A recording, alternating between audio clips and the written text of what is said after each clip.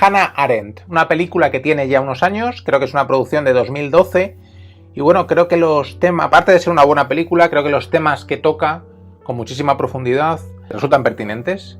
Fue una gran teórica sobre los sistemas totalitarios.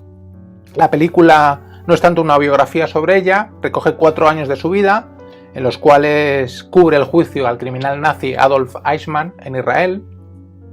Acaba realizando una serie de artículos para The New Yorker, artículos muy controvertidos que se convierten finalmente en una obra fundamental, que es Eichmann en Israel, informe sobre la banalidad del mal. Una de sus obras más importantes.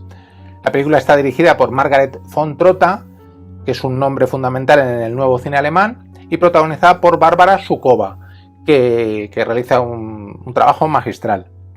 Por cierto, estas dos mujeres, directora y actriz, ya realizaron otro film sobre otra mujer muy importante para el siglo XX, como fue Rosa Luxemburgo.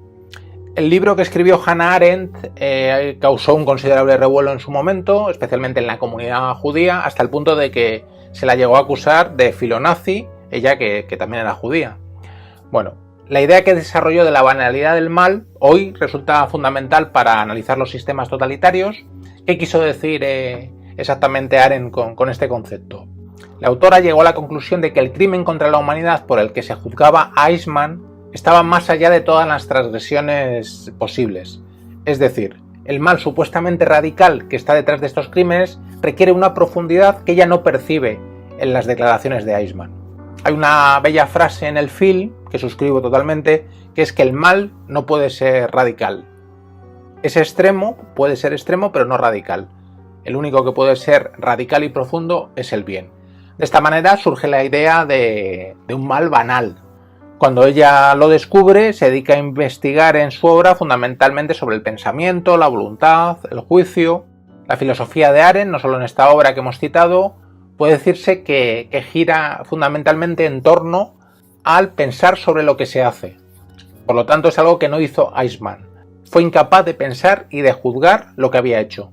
Las conclusiones, como es obvio, fueron controvertidas, especialmente en su momento, especialmente en la comunidad judía, ya que según ese punto de vista, no sé hasta qué punto se podía considerar responsable a Eichmann, un hombre fundamentalmente mediocre que cumplía órdenes, responsable de esos grandes crímenes. Son dos las grandes tesis que se desprenden de las conclusiones de Arendt y, según dicen los expertos, están incluso detrás del conjunto de su filosofía.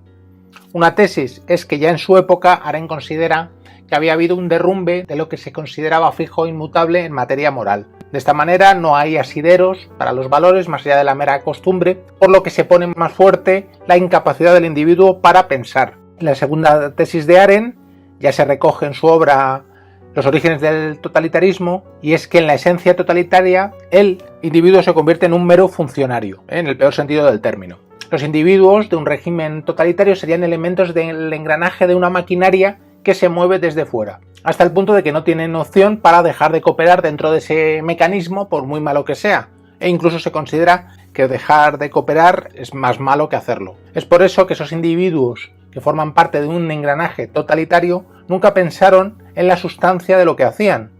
Arendt distingue, y esto es muy interesante también, entre dictadura y régimen totalitario.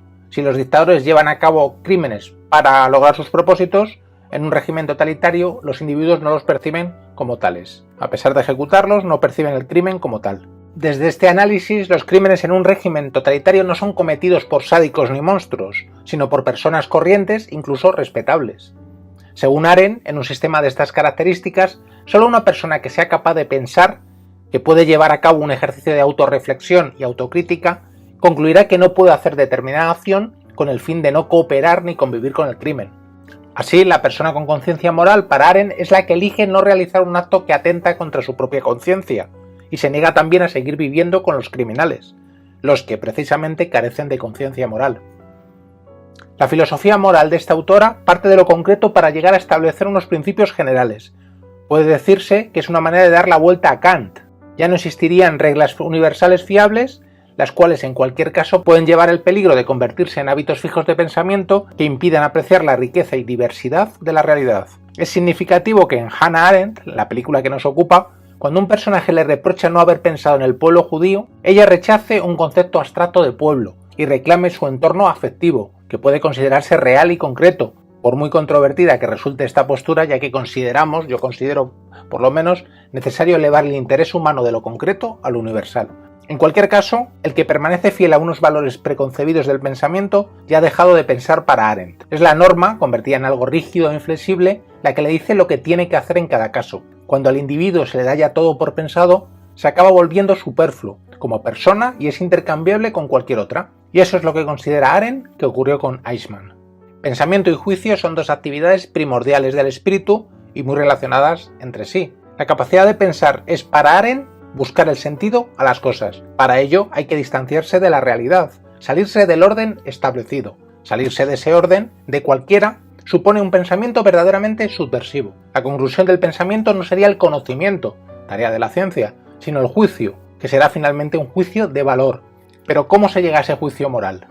Si el primer paso es ese distanciamiento del mundo para contemplarlo, después se produce cierto diálogo de la persona consigo mismo. Existe una interrogación sobre las cosas y sobre sí mismo para luego desarrollar una mentalidad amplia. Es decir, el pensar no es solo una actividad solitaria, después se produce un afán comunicativo. En definitiva, el pensamiento, solitario y subjetivo, en principio, se acaba exponiendo a las opiniones de los demás, se convierte en lenguaje y se hace público, se expone al juicio del resto. Pero, ¿cómo saber si el individuo que piensa acaba necesariamente llevando a cabo el juicio correcto? Ya hemos dicho que Eichmann es para Arendt un burócrata incapaz de pensar, alguien que ha renunciado a su condición de ser humano, algo por lo que resulta ya despreciable.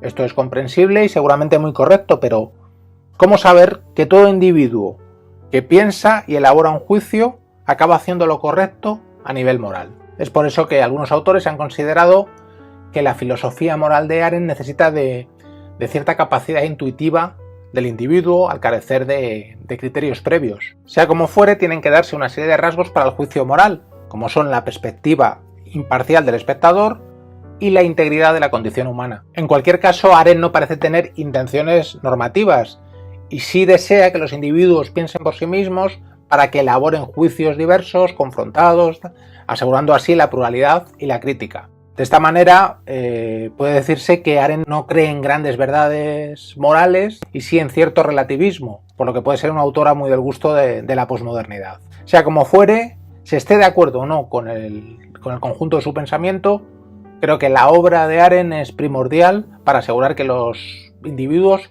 piensen por sí mismos y no se dejen arrastrar por el pensamiento establecido. Seguramente la integridad moral o la búsqueda de la integridad moral pasan en primer lugar por una lucha contra la indiferencia. Hasta muy pronto.